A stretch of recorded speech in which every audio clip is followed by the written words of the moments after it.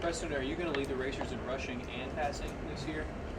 I just got to do whatever I'm asked to do, and if that ends up being the case, then yes, sir. But we have some pretty great running backs here, and I'm sure they'll take off here in the next couple weeks, and they'll definitely capture that.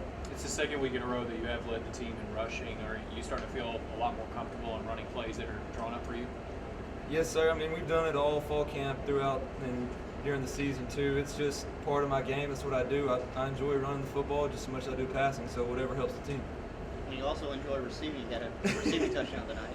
Yeah, that's something different for sure, but that's something that we had drawn up since week 2, and we finally got to use it tonight, and thankfully it worked. Preston, when was the last time you caught a touchdown pass? My senior year of high school against Houston County. Did the same thing. You don't forget days like that, do you?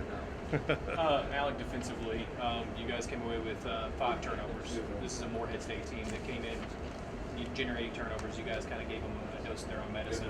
What was the scheme defensively for you guys, and how did you guys come away with this? We pretty much didn't change anything up. We just knew we came off of those 2 losses to those teams, and we just came in. We didn't have many turnovers against those 2 guys, so we knew like to win ball games we had to create turnovers and then have the turnover margin. So we just wanted to create as much turnovers as we can. Alec, I know against Pikeville, allowing points on their side was kind of a big issue after the game.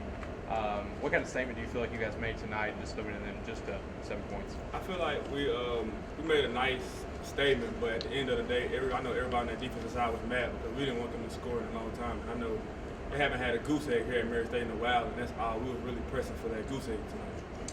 On the offensive side of the ball, speaking of goose eggs, I know Toledo, lots of yards, no points. Tonight, offensively, you guys motored. Maybe each of you guys, what was the emphasis on the offensive side of the ball on a night like tonight? Just finish drives. We had 22 first downs last week and didn't get in the end zone. That's unacceptable. And this week at practice, we really focused on that. We were determined to go out there and finish, and that's what we did. Could somebody speak on the Martez Brooks? It seems like a breakout game for him. That one-handed catch, you don't do that very often. I feel like, I played against Lamartez all through high school, so I know he did things like that through high school. So like when that happened tonight, I don't think of it as like a breakout game. I think people should be looking for him to do that like from now on. He makes my job a lot easier. He's a freak for sure. He goes out there and makes plays every day in practice, and then it just carried over to the game tonight. That's not surprising for us at all. That's not surprising. We see that every day. I don't know if you guys heard, but 11,921 fans were at the game tonight. So just how did that boost team morale? That's awesome.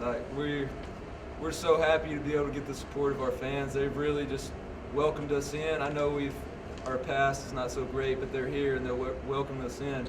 And I hope they continue to come out and support us, and we continue to go out there and put stuff on the field like we did tonight and have performances like that continuously throughout the year.